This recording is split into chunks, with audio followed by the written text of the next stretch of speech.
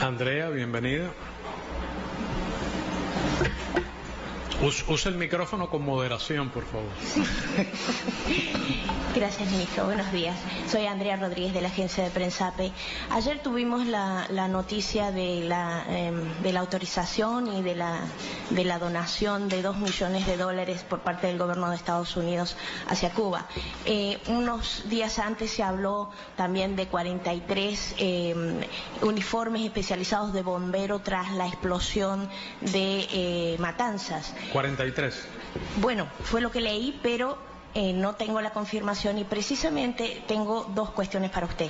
La primera va en la dirección de, se ha dicho varias veces, incluso en este mismo recinto, y lo he escuchado de usted, que el USAID es una entidad realmente complicada y que a veces ha sido parte de una campaña contra Cuba. En este caso lo que estamos viendo es un apoyo de $2 millones y unos 43 supuestos uniformes que usted, en el caso de los $2 millones, ha agradecido ayer. ¿Dónde está la diferencia? Sería mi primera cuestión, y en el sentido de también dónde se van a aplicar por parte de las autoridades esos $2 millones, entiendo que son en insumos. Y mi segunda cuestión va un poquito mirando más allá. Estas serían los dos primeros gestos puntuales por parte de las autoridades de Estados Unidos. ¿Significa que se ha abierto un diálogo entre las autoridades de Estados Unidos y Cuba para retomar esas relaciones que han sido tan crispadas durante la administración Trump y la primera parte de Biden? Gracias. Muchas gracias. Bueno, son varias preguntas. Son varias, sí. Trataré de responder cumplidamente. Puedo confirmar la donación de los... Yo había entendido que eran 100 uniformes, es decir, trajes personales de bomberos, ¿no? El equipo personal que usa un bombero. Pero puedo confirmar que han llegado 43. Obviamente no sé qué bomberos los van a usar. Es posible que falte algún componente de los 43 que han llegado, y por supuesto que es una donación que agradecemos. El incendio masivo en el puerto de supertanqueros provocó pérdidas de cientos de millones de dólares y la pérdida de 16 vidas humanas. Los daños ambientales locales son significativos. Las pérdidas solo en combustible superan los 100 millones de dólares.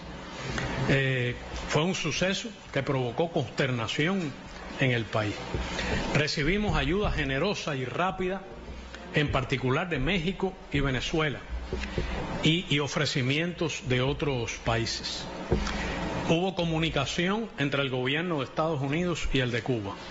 Un ofrecimiento de asesoría técnica que se produjo de manera virtual en 2 momentos, y después el ofrecimiento de la donación de 100 trajes de bomberos, que no medimos por su magnitud económica, sino por ser un acto de naturaleza humanitaria que agradecemos. Vimos ayer el anuncio de el ofrecimiento de $2 millones a través de la Federación Internacional de la Cruz Roja y la Media Luna Roja, que también hemos agradecido. Todavía no podría yo citar aquí el dato de las pérdidas ocasionadas por el huracán Ian.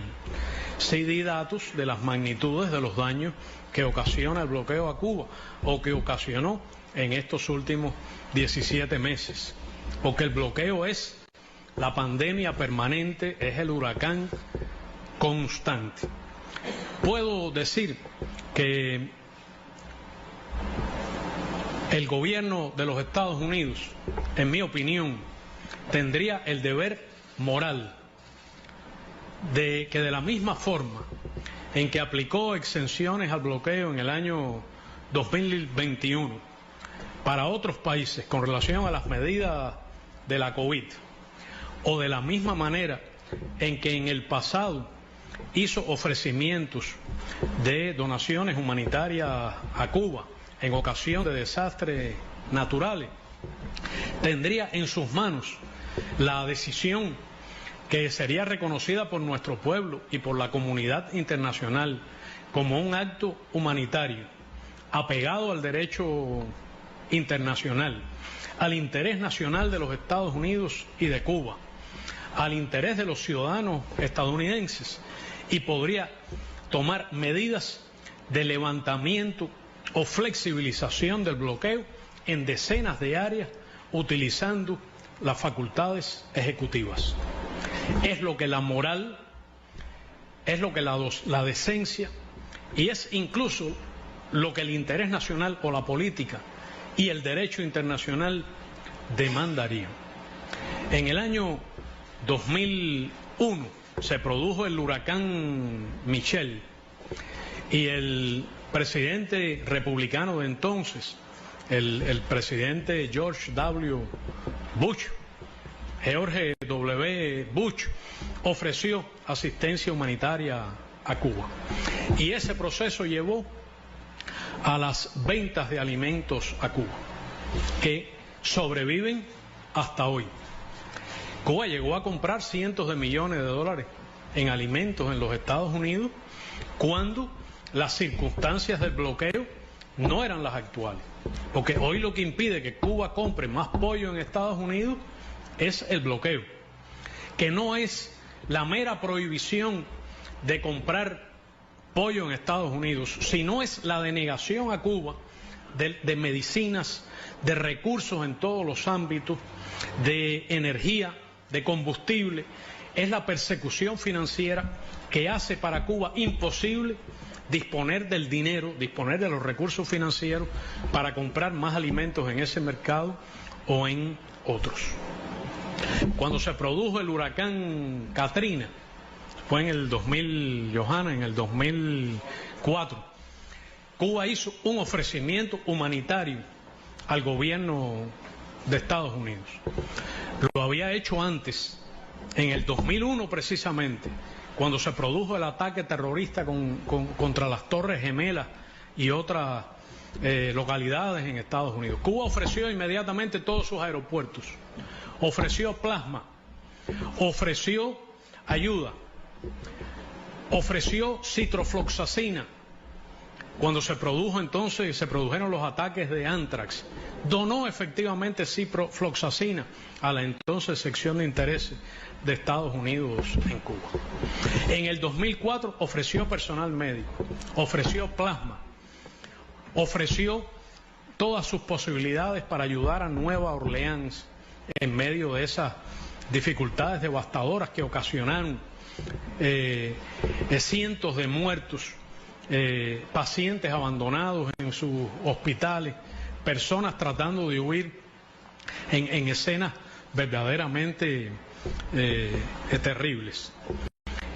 Cuba hizo el ofrecimiento de todas sus opciones, creó el contingente de cooperación médica internacional. Henry Reef nombró a un prócer de la independencia cubana, ciudadano estadounidense, así a ese contingente. El Estado y la ciudad aceptaron la ayuda de Cuba, pero el gobierno federal decidió no hacerlo. Lo único que podría hacer el gobierno de los Estados Unidos en las condiciones de una pandemia, de crisis económica internacional, de la devastación del huracán Ian, sería cambiar su política contra Cuba. Sería cesar la persecución de nuestras transacciones financieras. Sería permitir que Cuba se reconstruya. Sería permitir a las compañías norteamericanas ofrecer contratos a Cuba. Sería, en esencia, lo que dicta la moral, lo que dicta la decencia, que es ante esas terribles circunstancias, si no puede levantar el bloqueo en su conjunto, porque requeriría una ley después de la codificación atroz y violenta que hizo la ley Helms-Burton, sería aplicar excepciones o exenciones humanitarias. Esto ocurrió ya en el pasado. Durante los años 2014-2016 se produjeron progresos en las relaciones